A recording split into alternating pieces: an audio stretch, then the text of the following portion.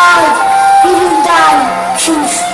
Açıkta denetlenmiş hürriyet, küçük daireler, şu çıkan gruta bak, bu iner şuna iner. Fakat Sakarya başta, yokuş mu çıkıyor yine, kurşundan bir yük inmiş, köpükten yığın içine, çatlıyor, yürütülüyor yokuşu sökmek için. Ey Sakarya! Kim demiş şu yanılmaz perçin? Rabbim isterse sular büktüm büktüm vurur, fırtına Sakarya'nın Türk daimi vurur.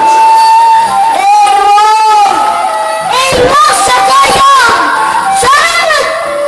Sana mı büyük bu dava ol, bu dava ölçüş, bu dava büyük. Ve ağır intikamdır başındaki Sakarya, indir baslı kartanı, nasıl taşır kanarda.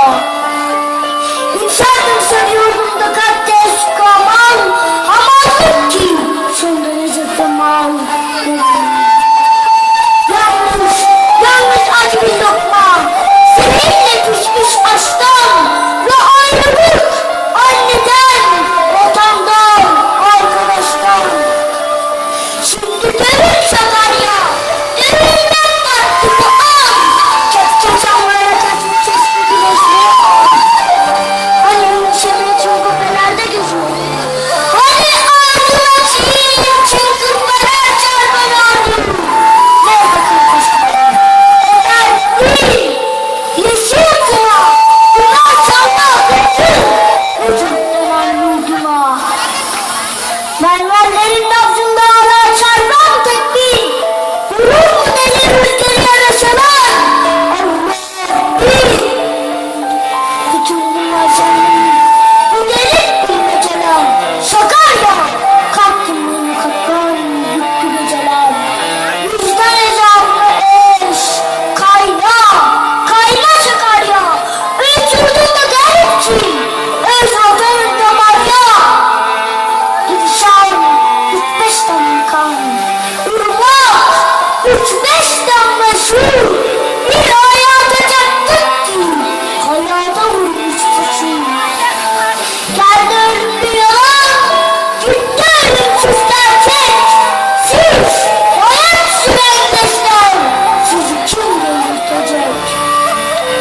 Kadının ayakları, belki çekerler bir kıl, bu iplikten çare. Çekmez akıl, Sakarya, şap çocuğu, masum Anadolu'nun, divanesi ikimiz kaldık Allah yolunun. Sen ve ben, göz taşıyla ıslanmış hamurdanız, rengimize bak, rengimize baksınlar, kandan ve çamurdanız. Afdemin kıçkacında yormuş bizi kadar. Aldırma, öyle gelmiş, dünya böyle gider. Samet Efendi'yle kalk, sana tavuk kullanmış. Sen kıvrıl, ben gideyim. Son peygamber kılavuz. Yol onun, varlık onun, gelişen Angarya. Yüzüstü çok sevindim, ayağa kalk Sakarya.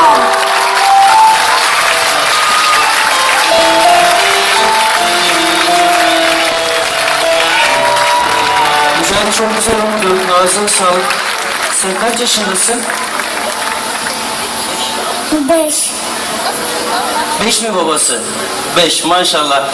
Yüce Edebiyat